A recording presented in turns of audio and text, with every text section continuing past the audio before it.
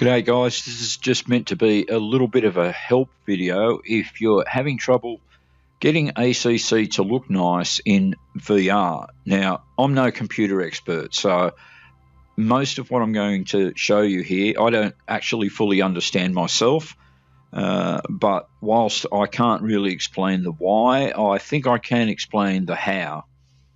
Alright, so what we're going to do here first, if I can find it, is go back to my Steam window here and just open up Assetto Corsa Competizione.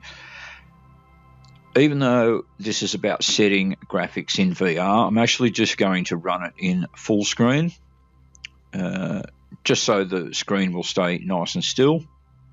It will mean that some of the VR settings here will actually be grayed out, because I'm not running it in VR, but you can change the settings if you enter in VR. The VR stuff won't be grayed out. Alright, so once you're in ACC, what you'll do is you'll go into your options and then you'll go video. Okay, so I've got full screen enabled, obviously because I'm in full screen at the moment. I run a pretty low resolution, but then I don't have the best eyesight in the world, but I find that this actually works the best with the monitor that I run, and across all the other racing games, if I run it in this resolution, I seem to have no conflicts. I don't really know what the VSync is, and I've tried it enabled and disabled, and it doesn't seem to make any difference. Even though I've got a medium end graphics card, I've got an RX 540 or 570 or something, I can't quite remember. I still run the frame limit off, and therefore the frame rate limiter, all of this stuff I don't need. Because I'm running VR, I don't run triple screen, I've only got a single screen anyway. This HDR output really changes the picture quality, something I might show or demonstrate in another video. Now, the resolution scale I leave here at the default 100, and then most of the other settings for my card, I find that it's okay to just run them in mid, except for the anti-aliasing, which I run in Epic. You do want contact shadows enabled. Now, whilst that's fairly resource hungry on your graphics card, if you don't have it enabled, your replays will look garbage, but when you're driving as well, if you don't have shadows enabled, whilst your graphics card will run quicker, the cars actually look like they're just cutouts that are stuck onto the screen, so it really detracts from the realism. So I tend to have it enabled anyway. Of course, all of this stuff is designed to try and find a balance between smoothness and trying to get away from juddering and what's called tearing, and try and get as smooth as possible, but you also want it to be clear and not blurry. And unfortunately, with a medium end graphics card, ACC is so resource hungry, it has to be a balance between those two things. And I think if you've got a medium card around the quality of mine, these settings, they may not come up as crystal clear to look at as, say, Automobilista 2 or even Assetto Corsa, iRacing, etc. But it'll be clear enough. I think the most important thing is smoothness. Juddering and tearing is a lot more annoying than if the image is slightly blurry or, not as pixel dense as what you might like. Now, I have the anti-aliasing set to Epic. The anti-aliasing type temporal. Now, I don't really understand the difference between these and what they do, but I leave it on that setting. All of this stuff I don't use. I don't know what TAA is, so I just leave that enabled. But the FSR, which again I don't really know what it is, that's the one I have enabled, and I have it set to ultra quality, and my card seems to be able to handle it. I have the sharpness maxed out so that any of that blurry image or soft focus that I talked about is somehow compensated for. The post-processing I have set to epic, while I have pretty much all the other stuff set to mid-range. That you don't need the mirror resolution to be really full on, I think, as long as you know that there's a car behind you. That's the main thing. So therefore, I don't worry about the mirror frame rate limit either. I just have it off so that whilst I run the resolution low, there's no frame rate or juddering to the mirror quality. Unfortunately, with ACC, I can't find it anyway. It doesn't seem to have, I guess, what you call in Assetto Corsa and iRacing smart mirrors, where if you move your head a bit to the left or right, the angle of the mirror changes. Unfortunately, in ACC, it's like a video or a film just stuck onto the mirror, so you can't sort of really change the angle of the visibility. Opponent visibility, you can set it to higher, but I have it set to 16. I believe 16 cars in front of me is enough that I need to see. Now, here's the stuff that's greyed out in VR. In most cases, you'd probably want the virtual to real scale set to 100 anyway. Now, you can sharpen the image by driving up the pixel density, but you are also going to get more tearing and more juddering if you do that, and I mean a lot more. So again, I just leave that set at the default. Again, the materials quality, etc. Again, just mid. I think mid will be fine. I don't think that you'll notice a whole lot of difference if you drive these high, and it's just going to be more taxing on your graphics card.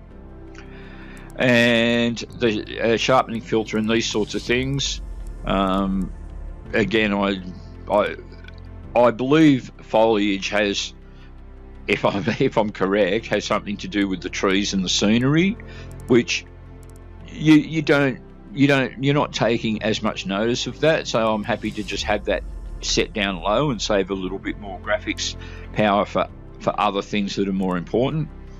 And here we've got the image customization. I don't bother with motion blur. Saturation, I believe, has to do with the color. I just leave that set at the default 100. You know, if you want it to, if you think the colors are a bit too vivid, you could probably turn that down a little. Now, the sharpness is another area where I drive it right up to the max and seem to be able to get away with that with my medium range graphics card, and it does help with that pixel density or clarity of the image, and still seems to come out fairly smooth. Again, the other stuff down here, the tone mapping, all of this stuff I don't really understand, but again, if you just copy these settings and try them out, I think you'll find that all of that will work for you. So that's all of my settings in regard to ACC, and again, I get an image that's sharp enough, not super crystal clear, but pretty sharp, but mostly pretty smooth in VR. Again, if you're playing in full screen, it runs really well in full screen.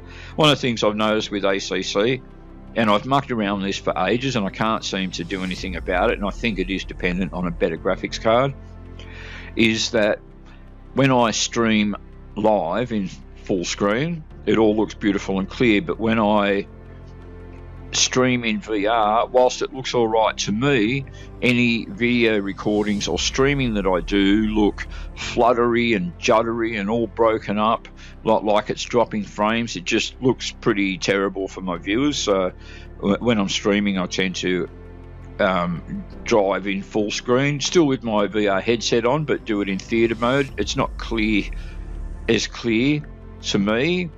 And I can't just turn my head around and look around. I would prefer to drive in VR, but it looks so much better for my viewers that that's a sacrifice I'm prepared to make. So another area where you might want to look at helping things along a little bit with ACC, again, because it's just about the most resource hungry for VR racing sim there is if you leave Assetto Corsa, you actually just go onto your desktop. I'll just minimize Steam here and open up the Radeon software for your graphics card, if it's a Radeon that you're opening. Okay, now I'm not 100% sure, confident in navigating around here, but basically if we go to, we've got global graphics down here, but I think if I go home and then click on gaming again, here, yeah, and we get this games compatibility, all games, and you can get a little chart that actually shows you how these games perform in relation to your graphics card. So again, we see Assetto Corsa, no problem whatsoever. So yeah, and it even has here your recommended graphics card for each of these games. And when I get down to, is there another page? Why am I not seeing? So ACC, we'll find out in a moment. So I said 540, yeah. So I've got a 570, sorry, and an i7 computer. Great, you know, if you can afford better, then go better. So this, I don't know that this was quite the window I was looking for. Global, here we go. This is what I was looking for. So a lot of people don't realise you can actually tailor some of the settings for each individual sim game that you're running. If I can ever find ACC, surely it's on here. I have absolutely no idea what I'm doing here. Okay, so yeah, clicking on one of the games, for example, let me just jump back and go into one that I know. I'm not quite sure why I'm not seeing Assetto Corsa Competizione on here, unless it's described differently somehow. But let's say, for example, we go into Assetto Corsa. You can click on the game itself, and then you've actually got individual settings. So you've got your global graphics settings, but you've also got individual things just for Assetto Corsa. So you may be able to do some stuff in ACC. So let's say, for example, anti-lag, right? You could enable that, for example. I don't seem to have an issue with mine, so I'm going to leave it set off again, turned off again. But, you know, there's stuff you can do here. Here I've got the sharpness at 100%. Again, typically you'll have this stuff disabled. You just actually have to enable it and the options come up. And you can do things like, you know, customize the color, for example. So, you know, if you think everything's a little bit too vivid and you'd like to sort of make it a little bit more subtle as far as how hot the colors are. And then you've got things, obviously, your brightness, your contrast, saturation. And these are settings here where you can actually, as I said, do it for each individual game separately, which is I think it's a pretty handy thing to have, so that you're not changing settings for one game that then affect another game. So anyway, guys, that's two areas where you may be able to have a look at mucking around, improving your graphics. Obviously, if you've got a different graphics card to mine, or different RAM capabilities, or different CPU speed, you might have to tinker with those ACC settings a little bit.